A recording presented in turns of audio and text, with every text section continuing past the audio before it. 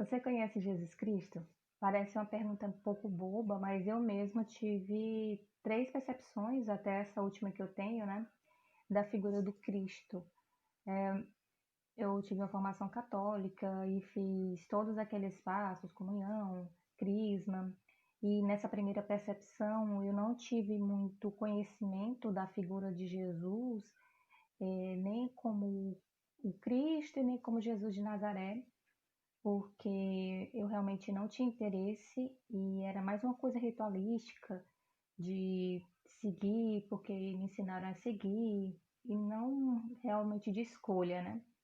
Quando eu tive 22 anos, eu tive a oportunidade de me converter numa igreja evangélica e também tive uma outra percepção de Cristo. Aí é um Cristo já onde eu comecei a ler, né? No Novo Testamento, é fininho, dá pra gente ler de boa. Eu nunca tinha lido o Novo Testamento. E li, fui entender um pouquinho mais do que era o Cristo, que era uma espécie de título de um Messias esperado, tipo como Moisés, que salvou o povo de Egito. Cristo seria um salvador, né? E aí eu fui entender quem era Jesus de Nazaré, filho de José, por causa da descendência de Davi, e de Maria, uma mulher que era praticante da religião da época, e era uma mulher digna e tal, virgem. E eu tive a oportunidade de conhecer a história verdadeira do Cristo e de Jesus de Nazaré. E passei 8 anos frequentando a igreja e foi muito bom para mim porque realmente é onde eu aprendi muito da palavra. Só que tinha muitas coisas que eram meio que prisões e eu acabei me afastando. E depois, quando eu já tinha 30 anos, foi quando eu me afastei mais da igreja.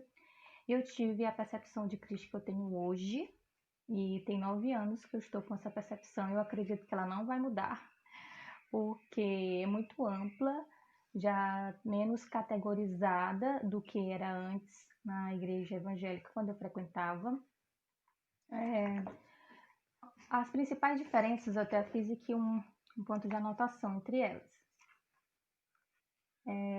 A questão da barganha, que a gente é muito ensinado na igreja sem querer, sabe? É uma coisa que a gente aprende não por malícia de ninguém que esteja nos ensinando, mas porque as pessoas aprenderam assim e vão passando para frente da mesma forma.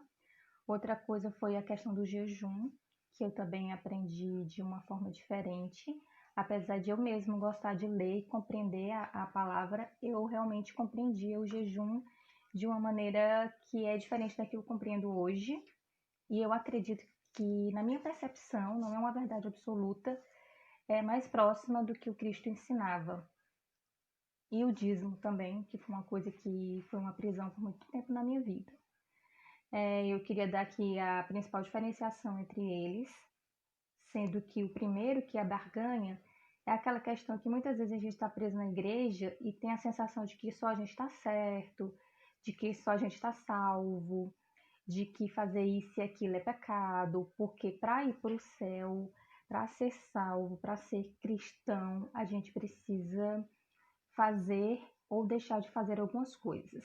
Isso é barganha, sem a gente perceber.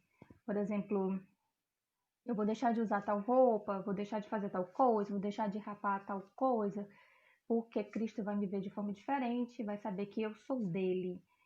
Quando hoje a minha percepção de Cristo, que eu preciso é acreditar que Jesus Cristo é o Filho de Deus, que veio em terra, morreu e ressuscitou por mim. E eu tenho que crer nisso de espírito e verdade. E buscar amar o próximo como a mim mesmo e a Deus sobre todas as coisas. Esse é o fundamento de Cristo.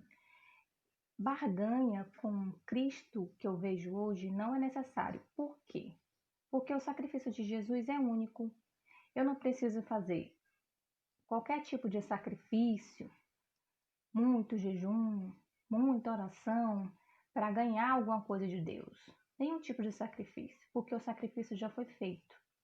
Eu tenho que acreditar que aquele sacrifício foi feito por mim e que ele me libera perdão, independente do que eu faça, mas eu tenho que acreditar de verdade. Aí é que entra o espírito e a verdade. Por quê? quando eu me arrependo de verdade de alguma coisa, Deus sabe, porque Deus é onisciente, onipotente e onipresente. Como se a gente fosse uma espécie de, como a gente é, várias partículas, e Deus, que é tudo, que eu estou nele, nesse instante, tanto a parte biológica como toda a minha concepção de crença, mente, alma, espírito, corpo, tudo está nele. E quando eu peço alguma coisa de verdade, crendo que vai acontecer, quando eu me arrependo de alguma coisa de verdade, ele sabe porque cada partícula minha vibra nele, então ele percebe o meu arrependimento de espírito e verdade. Quando Jesus perdoou aquele cara lá da cruz, é porque ele percebeu que de verdade ele estava arrependido. Ele disse: hoje você e eu cearemos juntos no reino dos céus, porque Cristo percebeu verdadeiramente o arrependimento dele. Então, o arrependimento, a oração sincera, onde você crê de verdade que vai acontecer, é o que é necessário para que algo aconteça em nossas vidas. Não é necessário trocas nem barganhas, porque Cristo é o sacrifício único. Eu não preciso deixar de cortar o meu cabelo, rapar o meu cabelo, fazer qualquer tipo de outra coisa, porque Jesus ele é um sacrifício único. E quando eu faço qualquer tipo, oração, tantas horas por dia, jejum, tantas horas por dia, isso não me torna superior a ninguém. Isso me santifica diante de Deus para que eu me sinta santificado. Que aí é onde entra a questão do jejum. Antes eu acreditava, quando eu estava na igreja, que jejum era para isso, jejum era para aquilo. Que eu poderia fazer jejum por uma determinada causa. Olha aí a barganha novamente, né? E o jejum hoje, eu tenho a concepção, não é uma verdade absoluta, mas eu acredito que seja mais próximo do que o Cristo dizia, é para me sentir próxima de Deus. Teve uma passagem onde os discípulos estavam tentando expulsar um demônio. Chegou um nada, chegou outro nada. Aí Jesus olhou e disse assim: tem demônio que só sai com jejum e oração. Mas por que aconteceu aquilo? Porque para a pessoa se sentir usável por Deus. Você vai naquele momento tirar um demônio e ele começa a lhe botar um monte de defeito, dizer que você não merece, que você é pecaminosa, que você é isso e aquilo, e aquilo ali diminui a tua fé em ser usado por Deus. Ou faz uma coisa assustadora, né? E aí você diminui a sua fé em ser usado por Deus. Por isso que quando você está em jejum, em oração, o demônio poderia dizer várias e várias coisas, mas sua fé estava tão firmada porque você fez jejum, porque você fez uma oração e você acredita plenamente que Deus pode lhe usar. Porque o poder de Deus não diminuiu e nem aumentou. O que aumentou foi a concepção de quem fez jejum de poder ser usado. Então, o jejum não é aí uma barganha de troca para conseguir alguma coisa. Jejum é um aquebrantamento do nosso coração aquebrantado, do nosso espírito, em poder ser usado por Deus. É assim que funciona, na minha concepção hoje, o jejum. Em outras passagens também, né? Os discípulos de João Batista, eles jejuavam e eles chegaram a perguntar para Jesus: por que os teus discípulos não fazem jejum? Aí Jesus disse: mas por que se eu ainda estou aqui? Por quê? Quando os discípulos viam o Cristo ali, eles não precisavam, para se sentir próximos a Deus, para se sentirem usáveis por Deus, de qualquer outra coisa, nem mesmo de uma oração ou de um jejum, porque o Cristo estava ali o tempo todo. Mas a partir do momento que eu subi, aí sim eles vão fazer o jejum. Jesus dizendo para ele. Por quê? Para que eles me sintam próximo deles, para que eles se sintam usáveis por mim. Então, o jejum é uma forma de alimentar a minha fé em Deus, alimentar a minha percepção de ser usada por Deus. De forma nenhuma é uma barganha, de forma nenhuma vai me dar mais poder. E a outra coisa era a questão do dízimo, que eu tive muita dificuldade de tirar isso de dentro de mim. Tanto é que eu passei uns 4 anos ainda afastada da igreja, mas eu entregava o dízimo, porque eu tinha toda aquela concepção formada na minha cabeça, o devorador, nananã, aquela coisa. Mas o Novo Testamento, ele é o cumprimento das promessas. Tudo foi cumprido. O Cristo veio, viveu, fez tudo que tinha que fazer, ressuscitou. Então, as únicas mensagens que ele deixou resumidas no Antigo Testamento e no Novo Testamento é amar a Deus sobre todas as coisas e ao próximo como a mim mesmo. É o que ele deixou para a gente como escritura do que a gente deve seguir agora. Trabalhador é digno do seu salário. Então, o dízimo é isso. O dízimo é eu me alimentei daquela palavra, eu vou para aquele lugar e alimento a minha fé, então eu vou sustentar aquela pessoa de acordo com o que eu quero, não com 10%, 20%, 30%, mas com o que meu coração disser, porque lá eu alimento a minha fé. É assim que é o dízimo do Novo Testamento. E não tem essa prisão. E o verdadeiro dízimo é aquele dado aos órfãos e às viúvas. É tudo que você realmente faça de espírito e verdade, nada forçado, o sacrifício foi feito. A gente tem dificuldade de compreender que a salvação é de graça. A gente está muito acostumado a barganhar. Tanto é que tem todo aquele mito de você ir na igreja, né, para se converter, não, porque depois que você converter isso, isso e isso, depois que você se converter aquilo e aquilo, é um medo, é uma coisa que criam na cabeça da gente, mas que não existe. Muitas vezes as pessoas assassinam, apedrejam a fé de uma outra pessoa por causa das suas concepções não maldosas, muitas vezes nem é por malícia ou por maldade, mas é porque aquela pessoa foi ensinada desse jeito. Por exemplo, quando eu me converti, né, em um mês que eu me converti, eu já tinha comido o Novo Testamento, foi aquela coisa que o pessoal, a gente chama de primeiro amor. Aí, na igreja que eu tava, eu cheguei, eu quero me batizar, e eu tô sentindo que eu quero orar em línguas, eu queria saber mais sobre isso. Aí a pessoa que me recebeu lá, né, disse, não, para você se batizar tem que esperar 3 meses, você só pode falar em línguas depois que você se converter, se batizar. Ai, meu Deus do céu, mas não tem isso no Novo Testamento. Nada é por merecimento, tudo é por crença, e eu creio. Aí, creio. Quem crê e for batizado será salvo, porém quem não crê será condenado. Na verdade, analisando esse versículo, nem é necessário ser batizado, né? Quem crê e for batizado será salvo, porém quem não crê será condenado. Então é a não crença que condena alguém. É interessante isso, porque eu me perguntei, nossa, eu preciso me batizar porque eu quero uma demonstração e toda aquela coisa do batismo, do significado, eu queria porque queria. E às vezes eu tava orando e adorando e louvando e eu sentia aquela coisa fervilhando no meu estômago, a minha cabeça totalmente nos céus e a minha língua tremendo. E eu, rapaz, eu vou falar em línguas e a pessoa dizia, não pode, não pode. Aí eu fui em outra igreja, né? Chegando nessa outra igreja, eu perguntei, eu quero me batizar. Aí a pessoa disse assim, inclusive era até o pastor, a gente realmente se deu muito bem, foi uma pessoa muito importante na minha vida, sanava as minhas dúvidas, que eram constantes. Apesar de eu ler, e eu queria saber mais.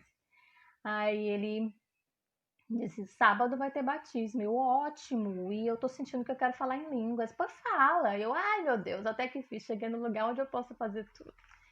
Então, mas mesmo assim, ainda tinha algumas questões que tinha a minha concepção diferente, na questão que eu já falei do jejum, do dízimo e das barganhas. Mas não é por maldade, não é por malícia, mas é porque já tem costume de passar de uma pessoa para outra e tal. Mas essa é a minha percepção, não é uma verdade absoluta. É a percepção do que eu vi em Cristo, é como se fosse uma evolução, sabe? De verdade, a gente vai compreendendo a história do Cristo, porque quando a gente vê, é o homem filho de Deus que morreu pela gente na cruz, é o Jesus e tal, a gente tem aquele respeito meio sem entender, aí a gente começa a ler, e quando você vai lendo, mas alguém vai te dizendo, isso é aquilo, isso é aquilo, você vai criando padrões, categorias na cabeça e tal. Aí quando chega a um momento onde você não quer cumprir todos esses padrões, você diz, basta, eu quero acreditar num Deus que seja maior do que isso, um Deus que envolva tudo, um Deus que seja ciência, um Deus que seja onipotência, porque se Deus é onipotente, onisciente, onipresente, Deus é tudo que existe. Todo e qualquer conhecimento que o homem tenha hoje faz parte de Deus, é porque Deus permitiu existir. Então tem trancas nas igrejas que não batiam com o que o Cristo para mim poderia ser. E aí eu tive a oportunidade de conhecer o pastor Caio Fábio, que eu recomendo demais para quem quer ter essa percepção mais ampla de Jesus, que não seja categorizado em um determinado ângulo e que ele seja padronizado, sabe? É o Jesus que eu tenho hoje na minha cabeça, é um Jesus de perdão de verdade, é o que diz: "A meu próximo como a ti mesmo, é Deus sobre todas as coisas", sem ser porteiros do céu, negando a entrada das pessoas no céu. Fulano não entra por causa disso, fulano não entra porque fez aquilo, você não é digno do céu. E sem querer, quando a gente está na igreja, a gente acaba ficando desse jeito, sabe? Querendo ser porteiro do céu. Eu acho que aquela passagem que diz que nem todos que dizem Senhor, Senhor entrarão no reino do céu se encaixa muito nas pessoas por causa disso. Porque de tanto as pessoas ouvirem coisas, elas começam a se achar os julgadores, sabe? Os porteiros celestiais de quem entra ou não entra, sendo que Jesus é o único porteiro. A partir do momento onde a gente foi selado por Deus, colocado lá como é, cristão de verdade, no coração de Deus, eu aceitei Jesus de todo o meu coração, não importa o que eu fiz, não importa o que eu falei, não importa atitudes carnais que você faça, desde que você se arrependa de espírito e verdade, ou nada vai te tirar a salvação, senão a blasfêmia contra o Espírito Santo. Ninguém pode chegar para você e dizer que você não vai ser salvo, que você não merece os céus, porque ninguém é porteiro dos céus. O único porteiro, a única passagem que é a ponte segura do homem com Deus é Jesus Cristo. É o cara da cruz, não quem assistiu o cara da cruz, não quem conhece o cara da cruz, não quem come a Bíblia, faz 50 jejum por dia, faz trocentas orações por mês. Ninguém é digno de te tirar a salvação, ninguém tem o direito de dizer que você vai para o céu ou para o inferno, só você mesmo.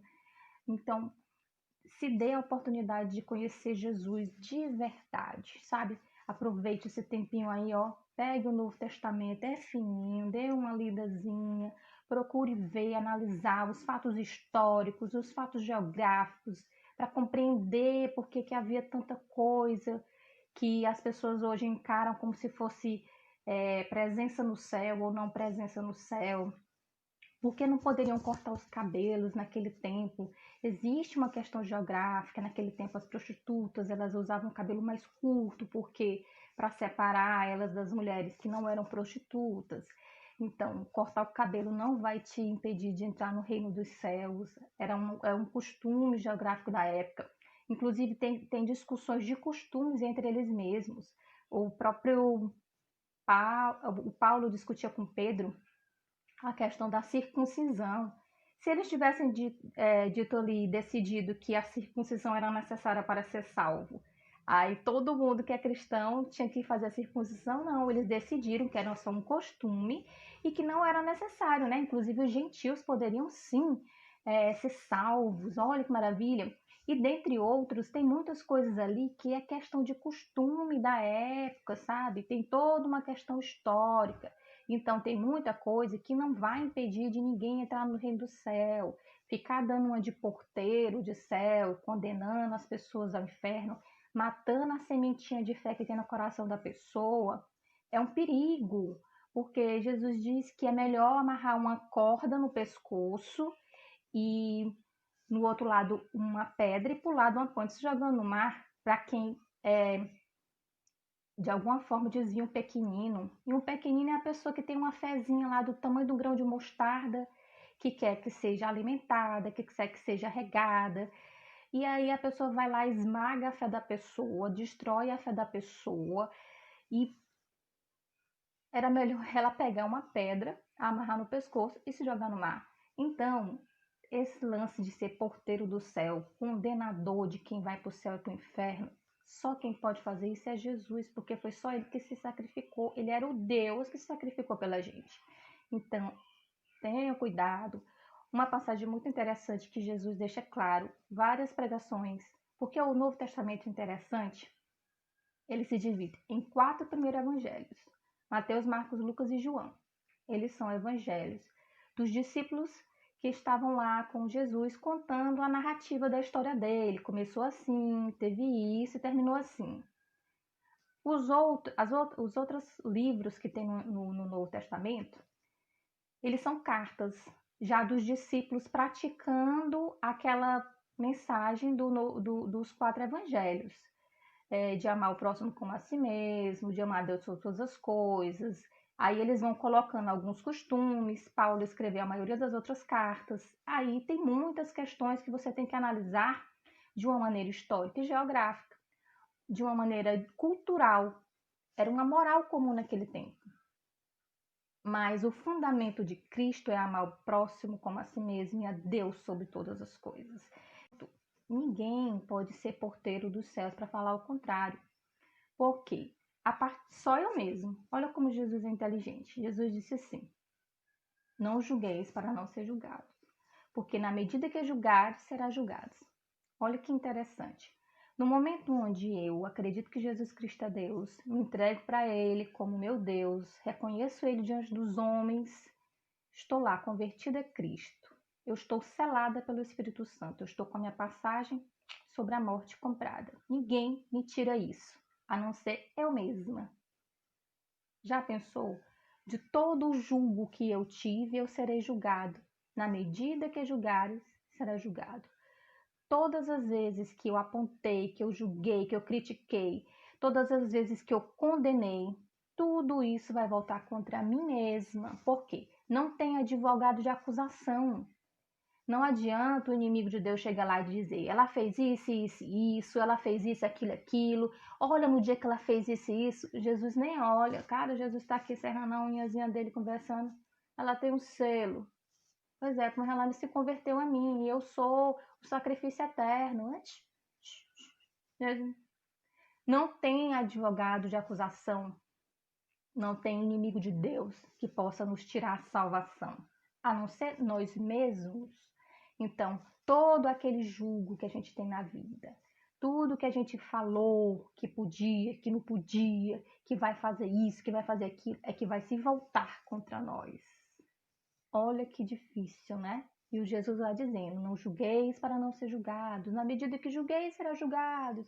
Cuidado, cuidado, cuidado.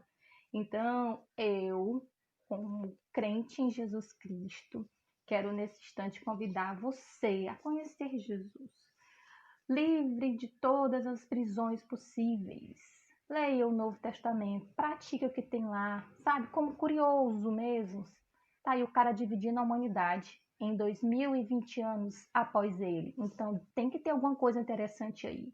Não é só um poder religioso dividindo a humanidade. Tem que ter alguma coisa aí.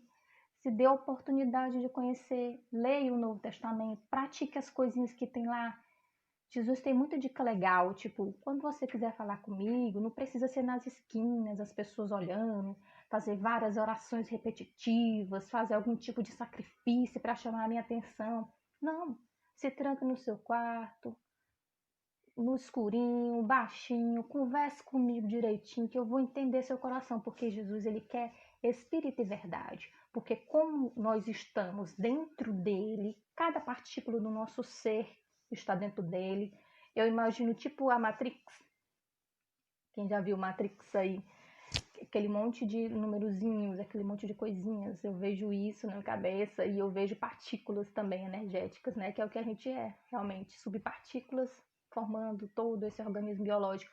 Cada uma dessas partículas, elas vibram em Deus. Então, ele vai reconhecer quando você estiver lá no seu quartinho, orando de espírito e verdade, buscando. Pois é, porque eu não acredito muito mesmo. Para mim é uma história contada. Eu realmente queria sentir, eu realmente queria ouvir, queria ver a diferença de estar em Deus. Aproveita a oportunidade de conhecer Jesus, ver a história dele, o que ele fala. Se dê a oportunidade. Não se negue a oportunidade de conhecer Jesus Cristo de verdade porque alguém te condenou alguma coisa e diz que você não é merecedor. Não faz isso. Se dê a oportunidade. Eu já me dei a oportunidade, graças a Deus, já tem um tempinho. E hoje eu tenho uma fé mais fundamentada em Cristo, a ponto de qualquer coisa que eu conheço, seja em relação à história, seja em relação à ciência, seja em relação a qualquer tipo de ciência, psicológica, física, biológica, para mim só acrescenta. Quando eu conheço uma coisa nova, eu digo, poxa, Jesus está bem aqui, ó. Poxa, Jesus está bem aqui também.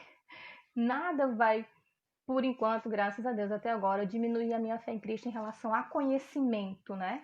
Eu não quero aqui colocar Deus em xeque, nem testar Deus e dizer, nada abala a minha fé. Não, Deus me livre, Jesus, nem venha, vai que acontece uma coisa terrível e eu tenho que provar minha fé. Não é isso. Eu estou falando em relação a conhecimentos. Eu não me julgo um ser menos inteligente em relação à intelectualidade humana, porque eu acredito em Deus. Não, eu me julgo esperta, esperta, porque eu gosto de conhecer a ciência do mundo, mas eu também gosto de conhecer uma ciência que pode existir fora deste mundo. Para mim, Jesus Cristo é isso, é algo que está transcendendo este mundo. O meu reino não é deste mundo. Eu vim aqui para mostrar o caminho. O caminho é vibrar na energia do amor, é amar o próximo como a ti mesmo, porque aí quando vocês forem embora, porque a energia não se desfaz, vocês vão vibrar em outro lugar. De acordo com a vibração que vocês tinham aqui, vocês vão vibrar em outro lugar. Então, o que eu vou fazer, minha amiga? Eu vou buscar vibrar no amor. E é isso aí, porque é o melhor para mim. Porque eu quero ir para um lugar bom. Por merecimento, por coitadismo. Não é por isso, não. É porque me faz bem, é o que me faz alegre, é que faz o meu coração ficar feliz.